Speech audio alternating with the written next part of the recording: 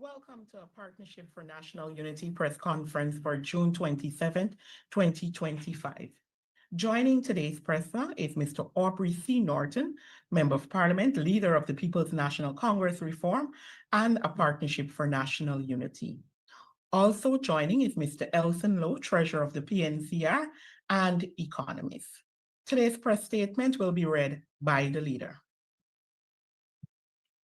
The APNU Coalition's Agriculture Sector and Food Security Plan will ensure Guyanese have enough to eat and to export. Despite a small population and an abundance of fertile land, Guyana is still unable to produce enough food to feed itself. We are a net importer of food, with a food import bill that keeps climbing, meaning that the Grand PPP plan to cut food imports by 25% by 2025 has failed. Our agriculture sector continues to underachieve. National food self-sufficiency is a fading dream. The exorbitant cost of food restricts most Guyanese to one meal a day and to low nutrition diets. The PPP has been in office for 28 of the last 33 years. Even with 4 oil budgets, they have failed in agriculture, where it matters most. 1, reducing food poverty and food inflation. 2, increasing the quality, variety, and availability of food. And 3, feeding the nations. They have failed in every area. The APNU Coalition, as the next government, will reverse this situation and rescue agriculture in Guyana.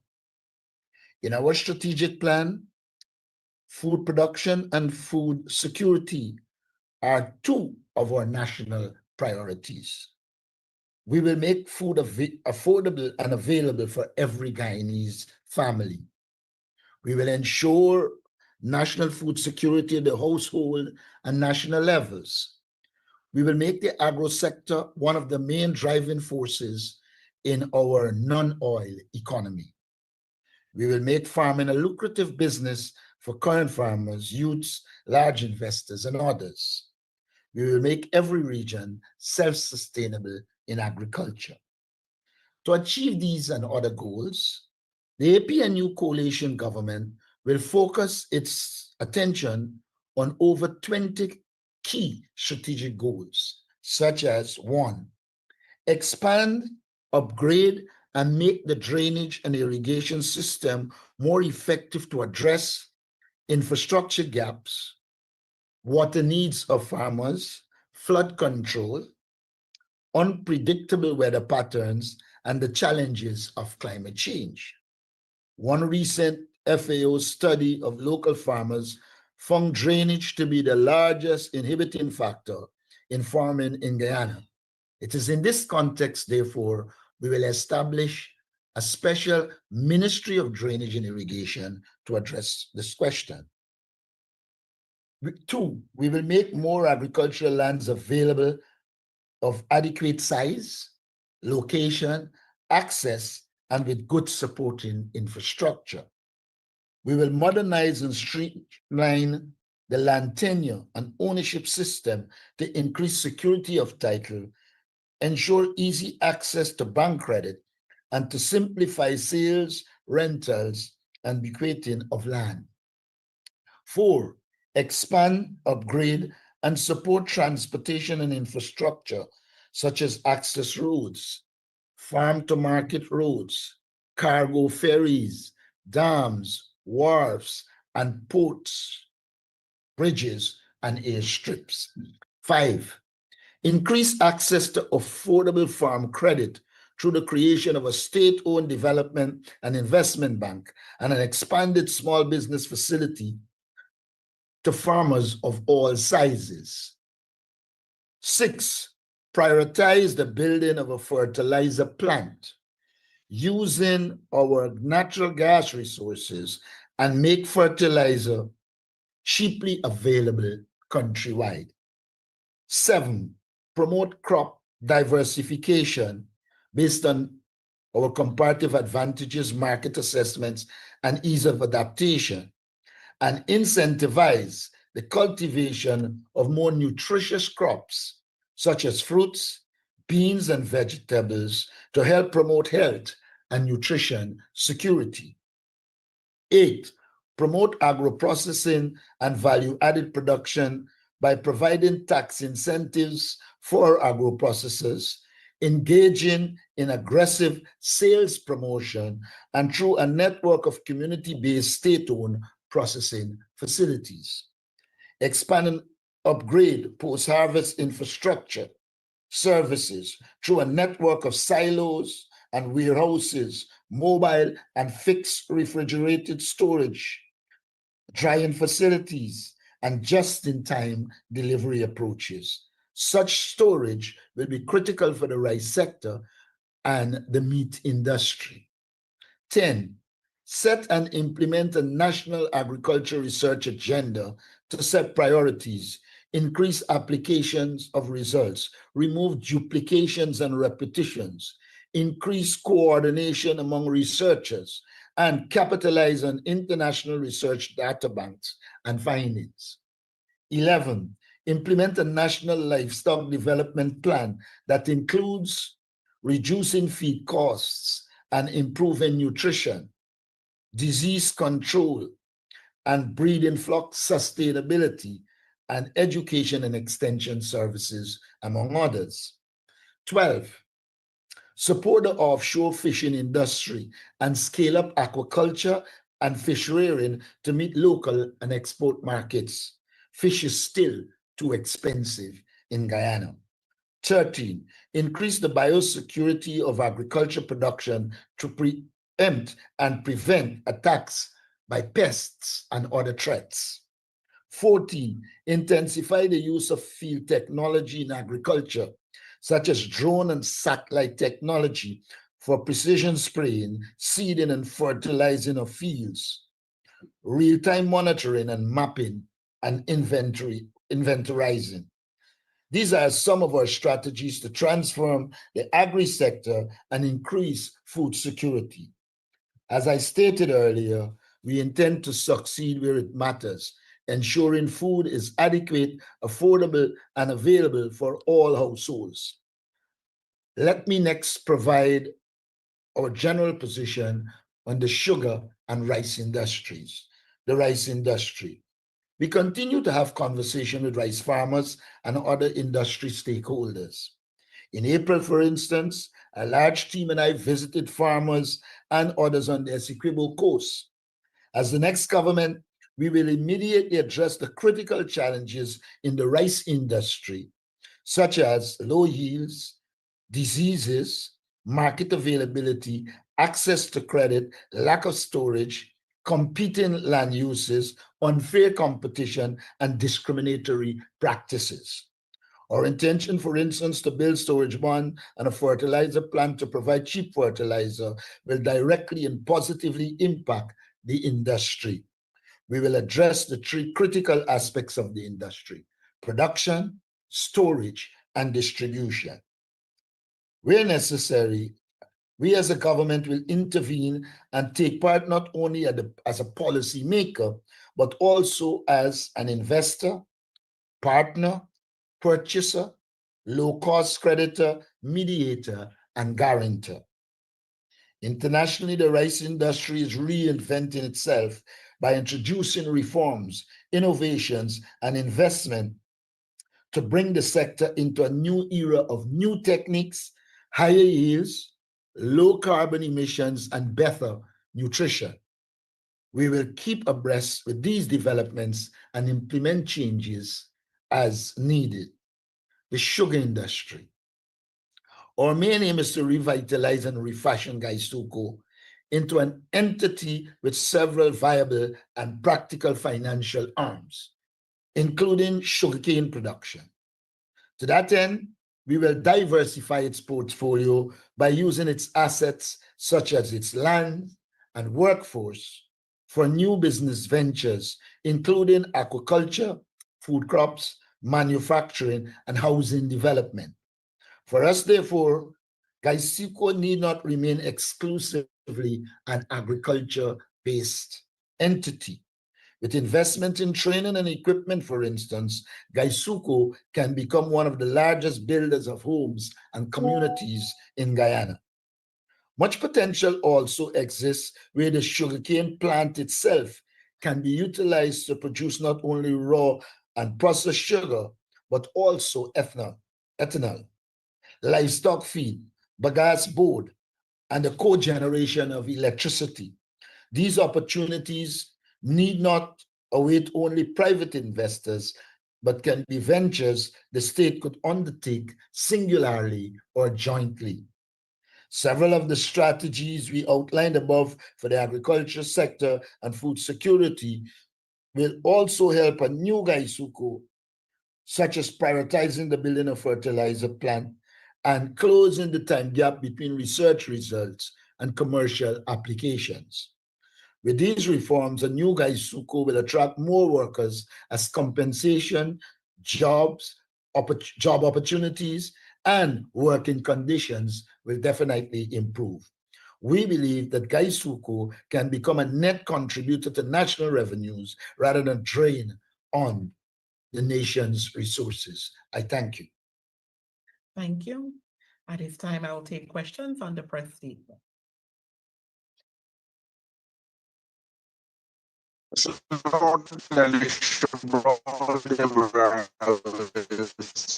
Can you detail a bit more what exactly is the recovery? Mr. Cabral, you're muted.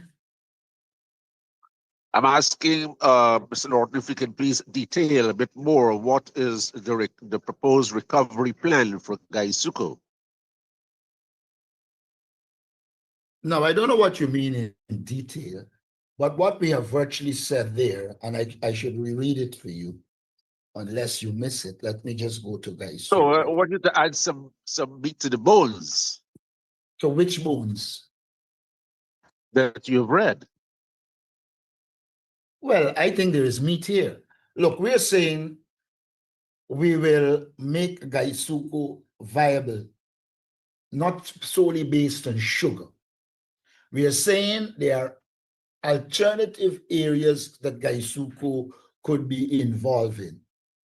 We didn't mention aquaponics, but it is one possibility. We mentioned aquaculture, which is another possibility. And we also said that it doesn't have to restrict itself to sugar.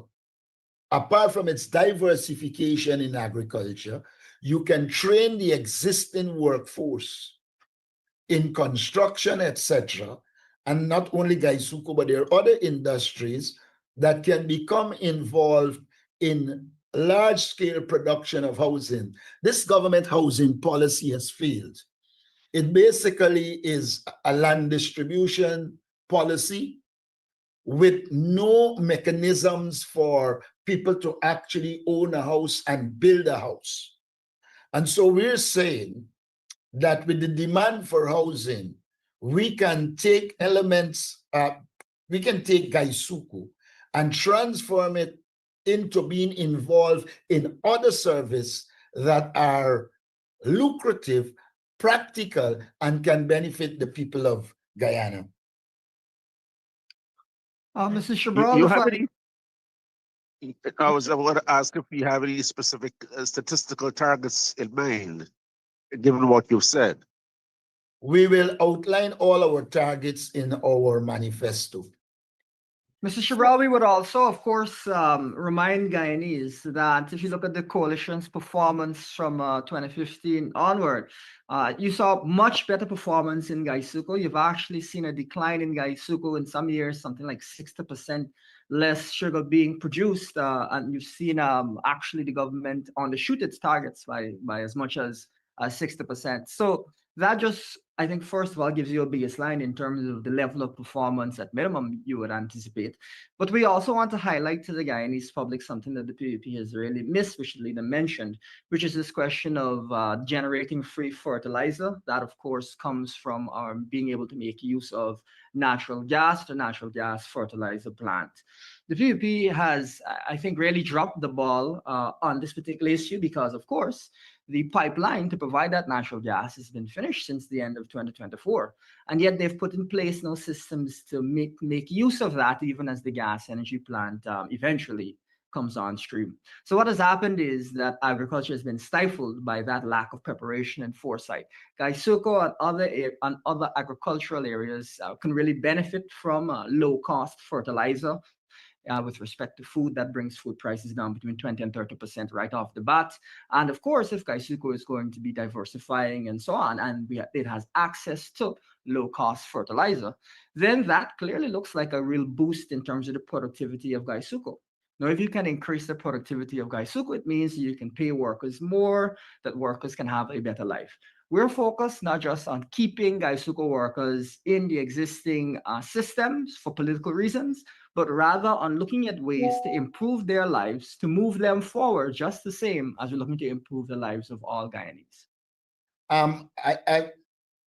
Dennis, I want to read for you what we said that suggests to me meat.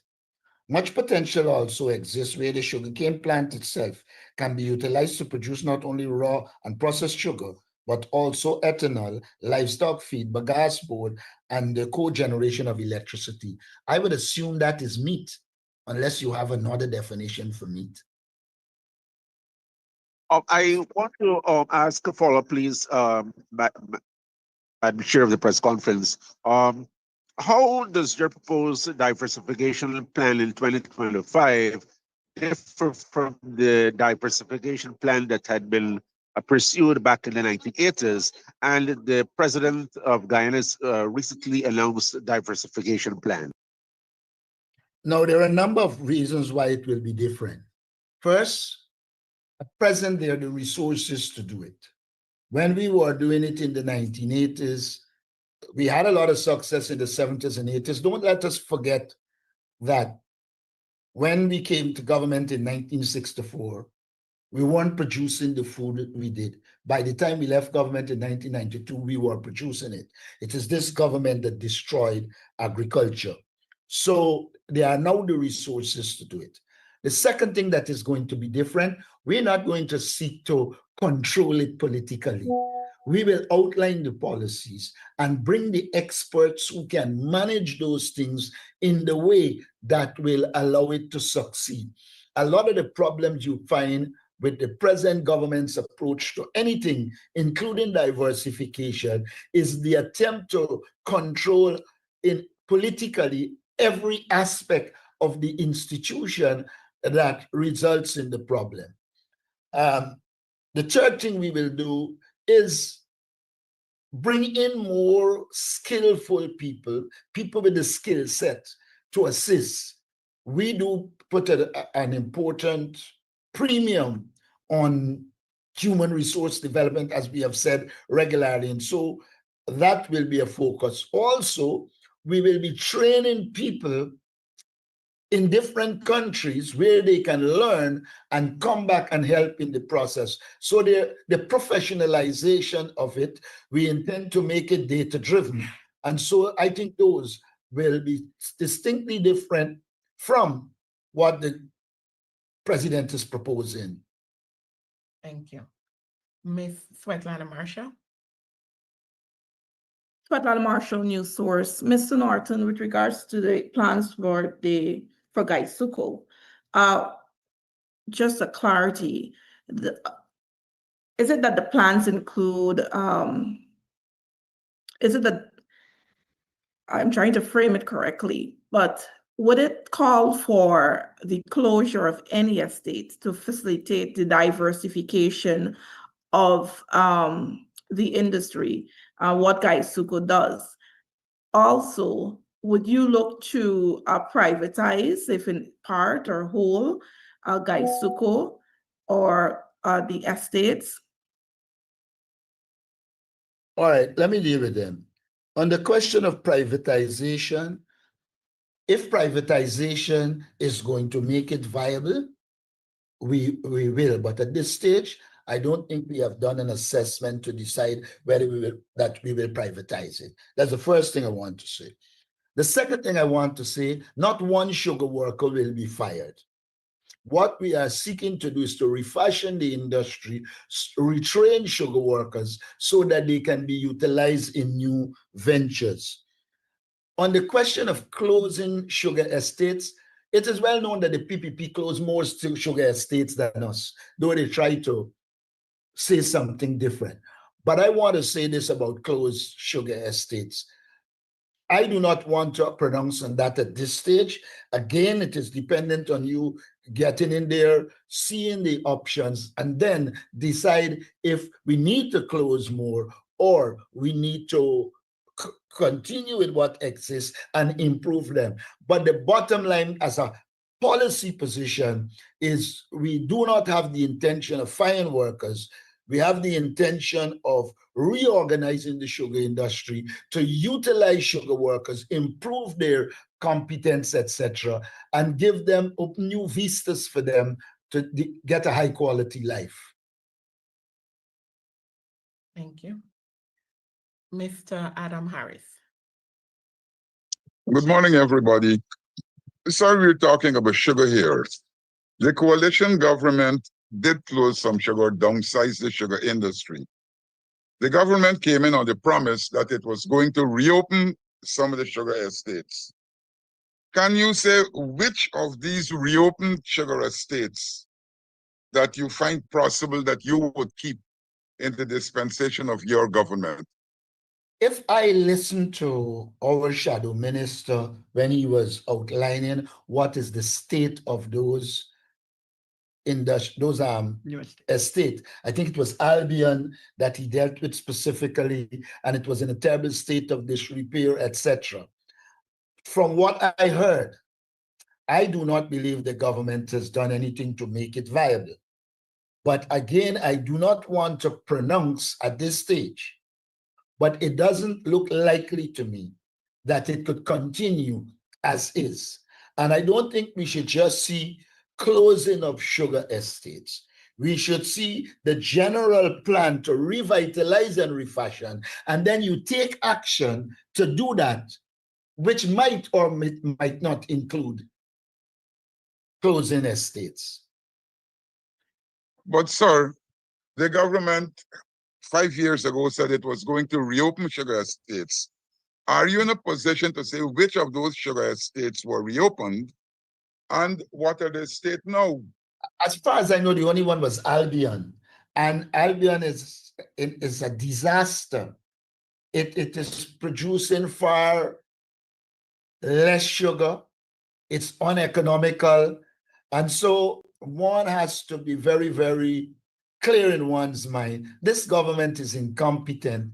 And even when they were saying they were going to reopen sugar industries, we knew that they really couldn't do it. And so we didn't take them seriously. We saw it as one of the things that will sink them and cause them to go out of power, because they stupidly were given false hopes when they knew full well the problems of the industry, and it wasn't as easy, apart from the fact that they brought a man who knew nothing but sugar, put him in charge, and rather than sweeten it, it put a bitter taste. Adam, you need to look no further than the fact that that the government has reopened an estate, but is producing far less sugar. Now, if that doesn't signify that their enterprise is completely failed, what would? At minimum, you would anticipate that they'd be able to maintain the level of production. And if you're opening another estate, presumably that is to produce more sugar, right? What that says to me is that the government has not been genuine in its intention to turn around this estate and this industry. And as a consequence, you've seen the industry continue to decline. We remind the Guyanese public that none other than former President Ramatar questioned whether or not the PPP was genuine. This is only a year, I think, into their office, in terms of their efforts in the sugar industry. And it has turned out that the performance really to me is unbelievable that every time that you question that performance, they come up with some new excuses. This is broken, it's rain, it's the weather, it's this, that. To us, it is clear that a reform that actually relies on data, that actually relies on a good plan, must be implemented rather than the guesswork that we're seeing currently. Thank you. Quickly, one last part, one Okay. last thing. You talked about Albion, but I remember distinctly Rose that there Hall. was also a focus on Rose Hall Sugar Estate. Can you Yes. say what the state of that was? It was supposed to be kicking by now. As I understand it, and I think our shadow minister dealt with it in the parliament, it is in a terrible state. It's not viable as presently constituted, and therefore it's also a drain on the economy. Thank you. Ms. Svetlana Marshall? Mr. Norton, when you spoke just now, you said that the PPP brought somebody who knows nothing about sugar. Have you already identified, should you take up the government come September, somebody who is capable of treating with the industry to ensure that it is profitable and the diversification plan that you referenced to is effectively implemented? I recall under the APNU administration, there was a white paper talk about right sizing and downsizing the sugar industry. And there was also plans in that downsizing and right sizing it to diversify the industry. I think there was a special unit set up. However, much of those plans never got off. I guess the government was cut short, but we're still speaking about the same set of issues that came up in 2015. Okay, let me start here by saying there are still people around with the knowledge to manage Gaisuku. Because the PPP government has politicized Gaisuku and made all the appointees political, the real persons with the technical know-how were not in the industry. We intend to re-engage them and bring them back in the industry. Some of them are overseas and express a willingness to come and help with Gaisuku. And I think we will continue with what was intended under the APNUAFC, that is to establish a separate diversification unit that focus specifically on the non-sugar elements and diversify it into a viable industry. Now, I don't want to spend a lot of time on why it didn't happen, but you know, we had only 3 budgets basically. And for like 2 years, those things couldn't happen, but we have always had the plans. We are clear in our minds where we need to take the industry. We believe the human resources are around to do it. We believe that the financial resources are around to do it. It's just a question of our implementing and ensure that we have a revitalized and diversified Gaisuku. Thank you. The floor is still open for questions. I think also you should not leave a lot of these things hanging. If you look at the general presentation we would have made, you would recognize that we are talking about storage, because a lot of Ghana problems sometimes, I was in Barakara, and when you're coming out, people were giving away the pumpkins because there is no entity to buy it, store it, and prepare it for export. We intend to do those kinds of things to ensure that we can export to the Caribbean, but it demands some infrastructure which we will put in place. Thank you. I'll also open the floor for You- any other. Yeah, you're going outside of the press, outside of the Yes. statement. Yes, Mr. Mr. Harris, you can Norton. go ahead. All right. One second. Go on, Dennis, go on.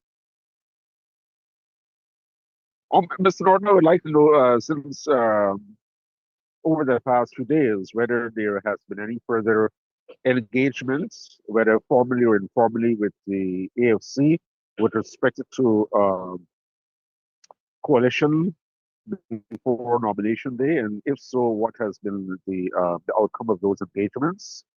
And also, well, if you, depending on your response to that, I have a follow-up.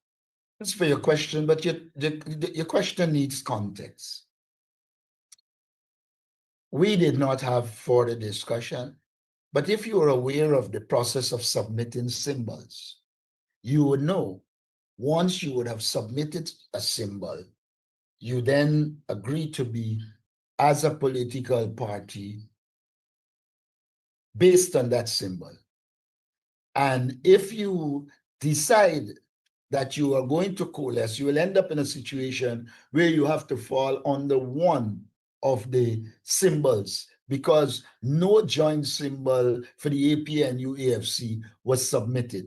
So the short answer to your question is there wasn't any discussion. And I do believe if you had an understanding of the process that would have led there, then the question would have been framed differently. And that is there any scope now that the symbols have been submitted? Is there any scope for engagement and probably working together? There is always scope for that. Has that scope been explored since? If what has been explored? The scope of working together post symbol submission. I would say to you, it will be explored, but I don't know that it has been explored.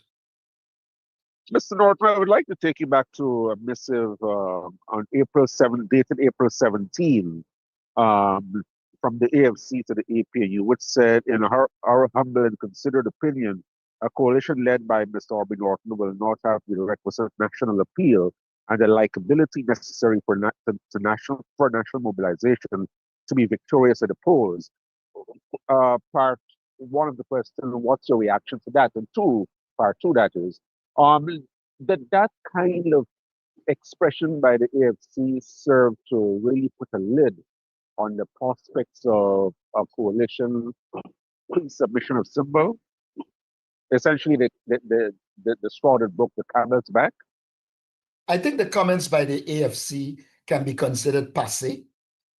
And I can say to you, since we have indicated we're launching our campaign, etc., we have had a flow of support, and we will let the people decide what happens moving forward. Were you hurt by that, though? If I was what? Were you hurt by that expression from the AFC? I would just say to you this. I've been in politics long, and you have to have thick skin. And I don't know that anything could have hurt me. I've been around so long. If you have to deal with Jack, what could the AFC do to hurt you? Thank you. Well, here it is. You were trying to strike an agreement to remove the AFC. That's why I'm asking whether it hurt you and the prospects of getting that coalition on board. This thing is not about me. It's about a political party, a political movement. I have no need to focus on me. If you want me to deal with a question of electability, I can say I am more qualified than many who purport to be presidential candidates. Electability to me presupposes that you have mass support. I'm well aware that the PNC and I have mass support, and so electability is not in question. And like I said on the Enrico Wilford program, if you are focusing on form, then I will lead you in the direction of content. Form brings little or nothing with it. It is content that matters. Thank you. Thank you. I'll take Mr. Adam Harris, then Ms. Svetlana Marshall. So my question is simple. Already, it seems as though you have compiled your list of candidates for the elections, because you have been going about with some members. Would you care to disclose the identity of the other members? Well, it's like 100 of them. I can, I don't know that I want to disclose that here, but I can tell you there are going to be some interesting young people. Ronald Daniels, for instance, will be on our list. We think he is a very good attorney and a young man with a lot of potential. So I would say before the launching, we will give you a better insight. But we do have some young people and some matured people who are going to be on our list, and I think can constitute a matured core and a youth core that can be mentored by the matured core, and the youth core bringing to bear the interests and views of the youth, so that we have a team that is in touch with reality in Guyana. Quickly, sir, what is the likelihood of you incorporating people from outside the list? For example, in the run up to the elections, names like Carl Greenwich came up. And then there was the talk that you were upset by people who mounted the challenge in the leadership, people like Roysdale Ford. Can we see these people in your new cabinet? Well, yes, you will see Roysdale Ford. I don't know what you mean by these people, but you'll see Roysdale Ford. The question of where Carl Greenwich goes is a decision for Carl Greenwich. The last time I engaged Carl, he did indicate he wants to stay and do what he was doing. And this is since I became leader of the opposition. So there are going to be new people. I can assure you that Roysdale will be there, among others. Thank you. Mr. Norton, since we're talking about who's going to be there, could you say if Mr. German Figueroa would form part of the list of candidates? And is he likely to form part of a government should the APNU win the elections? I have always said that there's a place for German Figueroa in the PNCR and the APNU.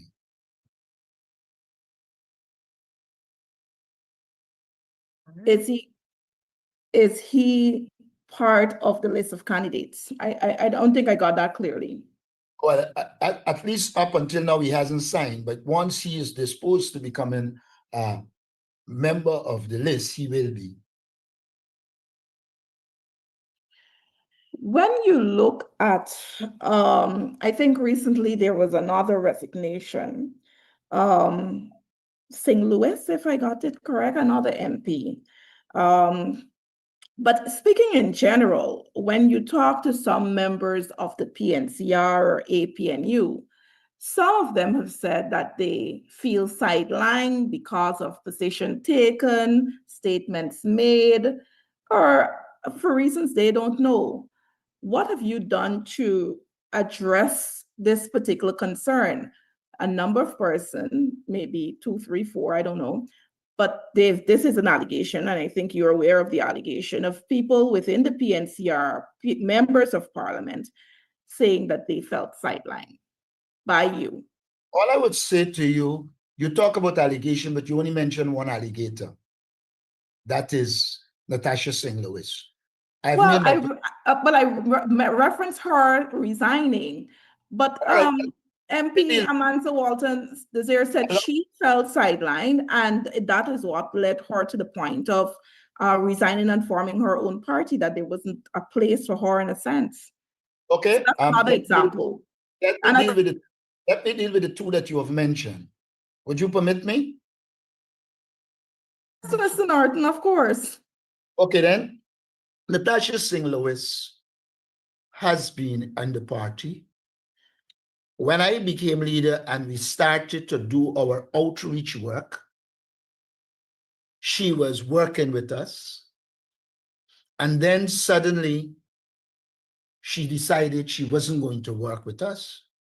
I engaged her, and when I met her, she said to me in clear terms that she stopped engaging because Amna Ali, who is her friend, told her that if she continues to engage with Aubrey Norton and the leadership of the PNC, the friendship will end. She said to me that she doesn't want to end the friendship with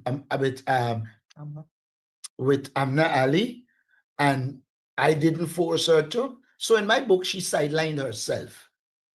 It was her personal decision.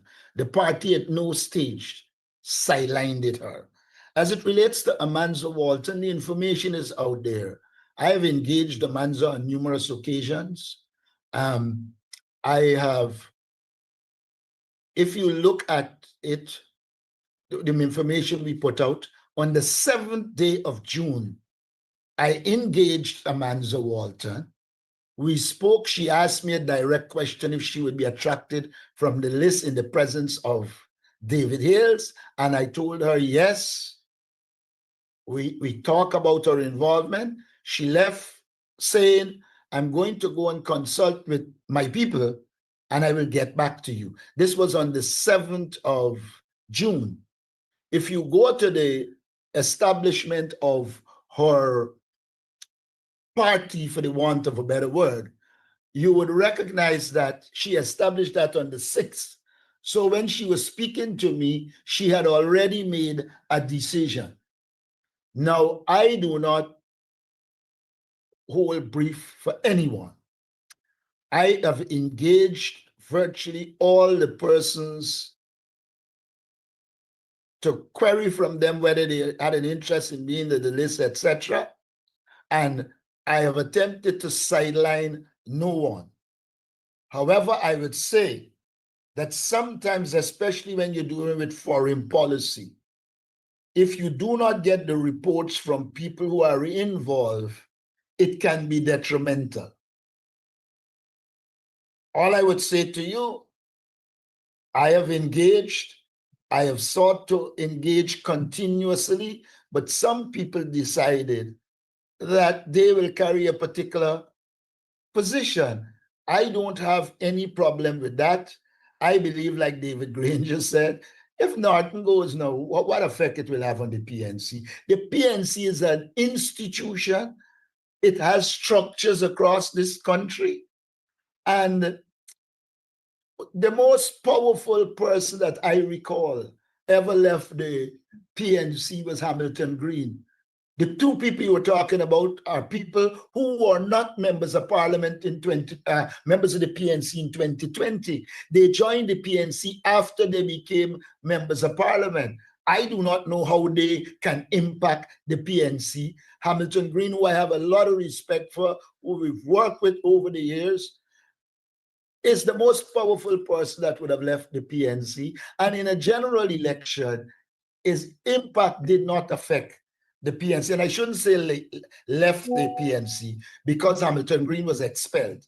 And it is different if you would have left and have been expelled. So I do not see those things impacted the PNCR.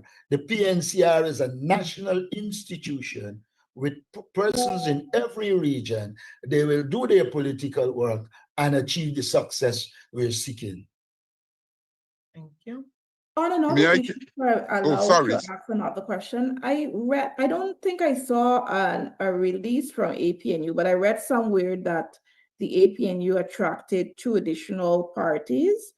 Could you address that? Give us insight as to, who are these parties, or, who are the people behind the parties? Liberal, we have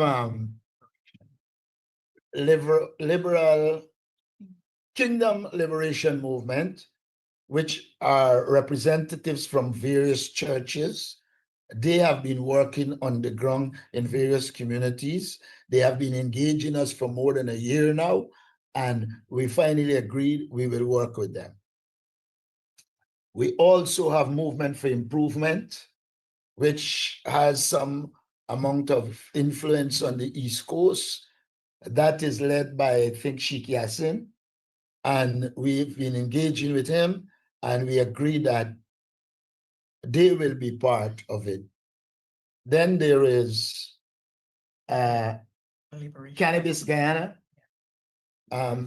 Now, there are those who I've seen online trying to suggest legalize Cannabis Guyana.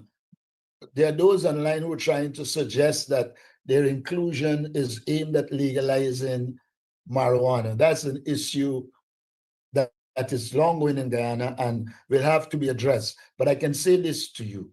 We engage them, one, because they are very influential in the Rastafarian community, and we are working with them in the Rastafarian community. They also have an interest in hemp, which is legal in Guyana and is teamed with potential for development. And they have expressed an interest in working in that area. And we thought that all Guyanese who are interested should be included once their ideas and philosophy are not inconsistent with our ideas and philosophy. And in that regard, we have engaged them, and they will continue to be part of the APNU. Remember, we are working as a group, but people also have their individual distinctiveness. I think those are the three that would have joined us. Yeah. The others are those who were there before. Sir, Thank you. if I may, Shanika, please. Go ahead, Mr. Harris. Now, since, well, you're doing more than fan out, I think. Have you been more buoyed by your interactions in the various parts of the country? Have you been getting the kind of feeling? Because you did talk about the PPP supporters being somewhat disillusioned with the PPP. What impact has that had on you during your trips around the country meeting with people? A good question, Adam. We have been engaging. We have engaged a lot of persons who are helping us behind the scenes. The big problem you have with a lot of people who want to help you is that the PPP instill fear, and many of them are afraid of the People's Progressive Party. But the impression we gain is that they will do the right thing on the day, and we gain the impression that some of them will stay home because the PPP has the tendency to put, this is one of the worry with staying home, that the PPP has a tendency to put a tent outside of where the polling station is, and they check to see who didn't come, and then they go and coerce them to come in. So they have that concern. But we have been meeting the community, the communities we have been engaging, we have been having good response. We went to Parika, and in the engagement, many Indo-Guyanese made it very clear that they were not going to support the PPP and that they were expressing support for us. But there is always this thing where the PPP is so brutal, the PPP is so vindictive that many of them are afraid to come out in the open. If I could ask two other questions. Feel free, my dear. Mr. Norton, would a Norton administration support the decriminalization of marijuana for recreational religious use? And secondly, I saw that there were objections to a symbol used by the We Invest in Nationhood Win party. Does the APNU have a similar concern with regards to the use of that symbol, the jaguar? Let us deal first of all with marijuana. In my discussions with the party, I made it clear to them that, look, one, we have to address the issue.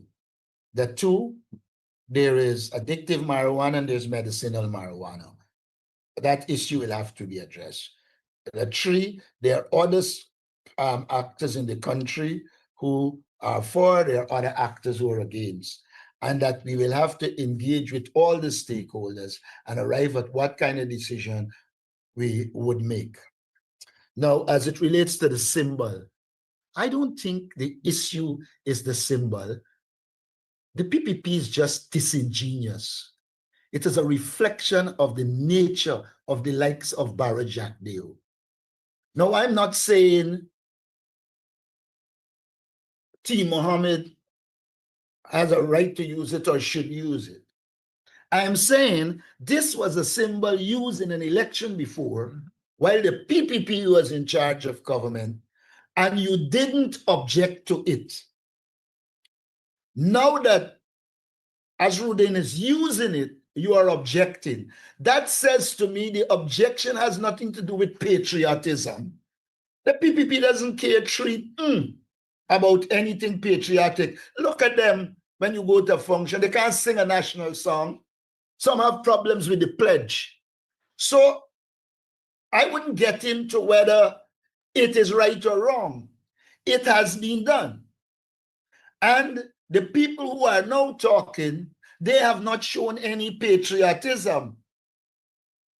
And therefore, for me, we have to have clear policies. What is our policy on national symbols? And then we can move in that direction.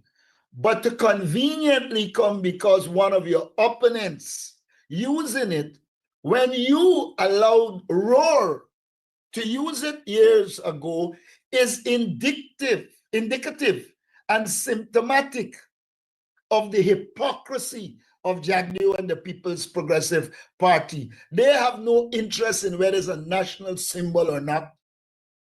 Their whole focus is to come up against an opponent. So I wouldn't comment on whether he should use it or not. For me, it is pure political vindictiveness, pettiness, and a reflection sometimes of how low the People Progressive Party can go. They have no interest in anything about the symbol. And as I'm here, let me add this. I believe that Barra Jagdeo is going mad. Some mental problem exists. Why would this, I will save the description.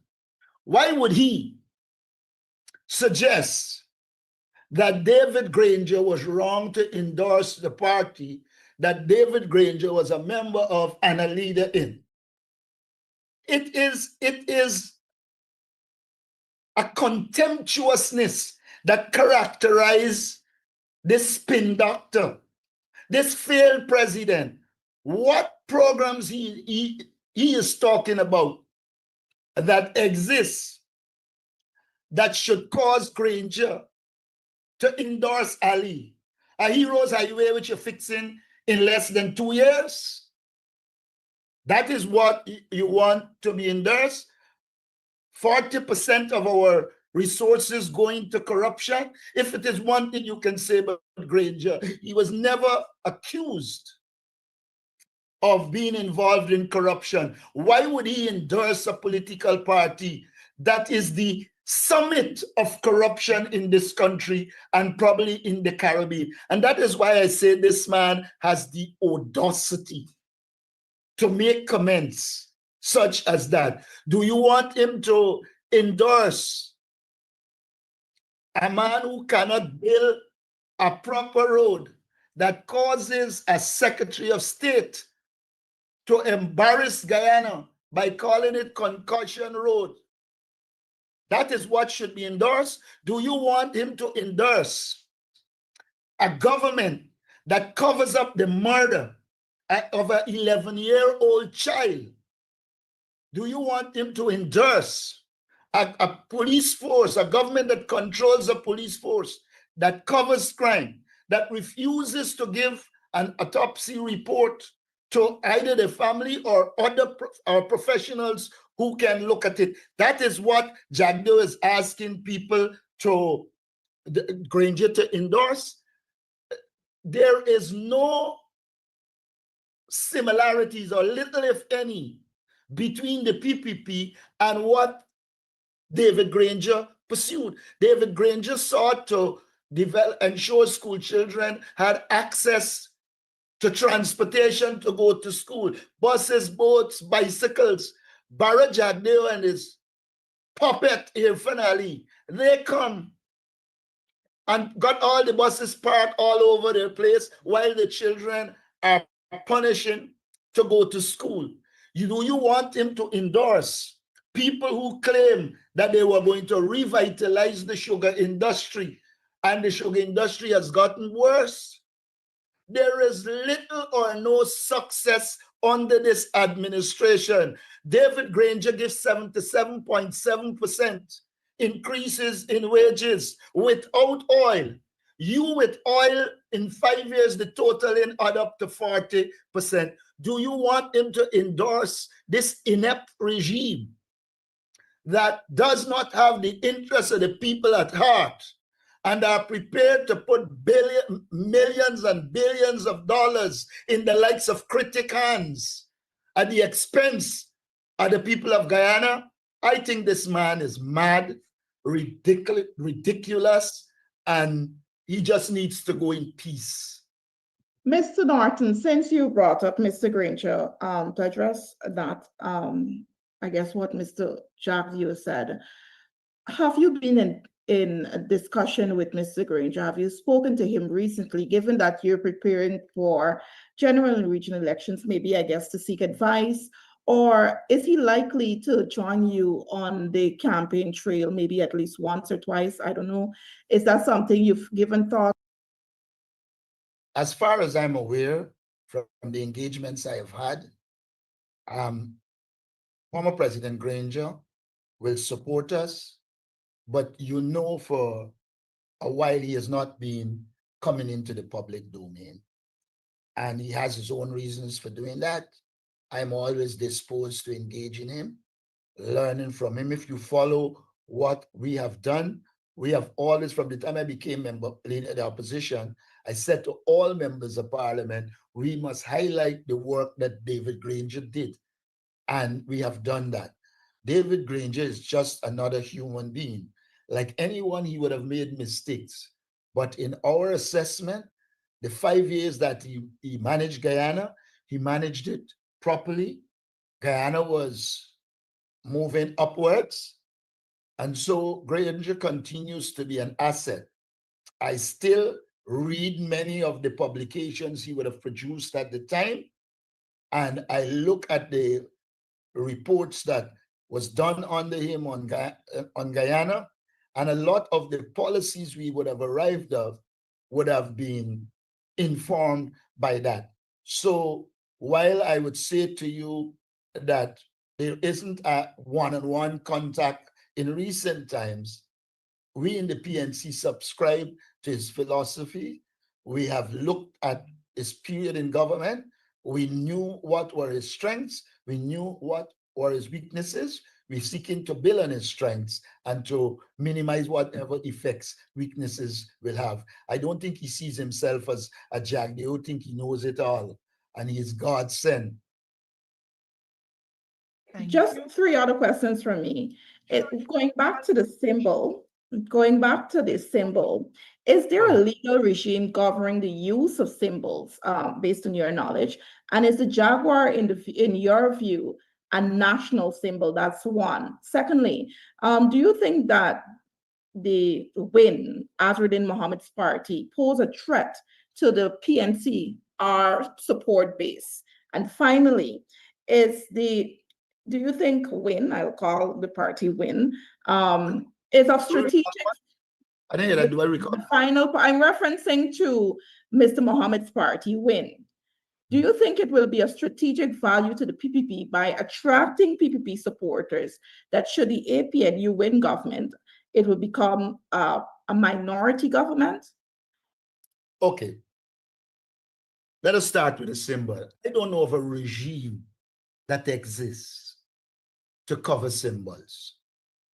What I do know is that a number of conventions have emerged over the years in which you avoided using those symbols. But like I said, because the PPP encouraged it before, they can't now come and say no.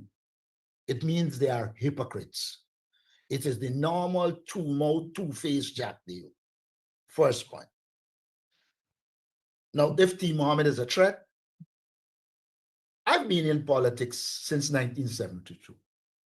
And one of the things I learned, if you have opponents, you treat all of them as if they are likely to get your support and work assiduously to ensure you maintain your support and increase with the people who